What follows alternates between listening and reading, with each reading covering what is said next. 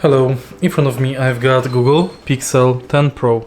In this video I'll show you how to take screenshot on this phone.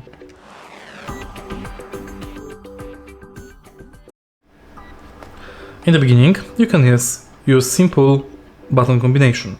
In order to do it, press volume up, volume down button and power button simultaneously.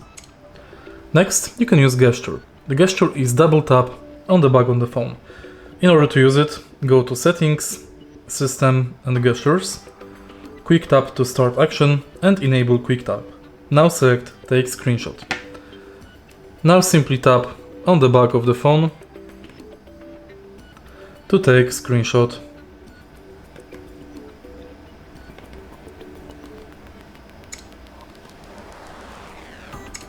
You have to tap approximately here.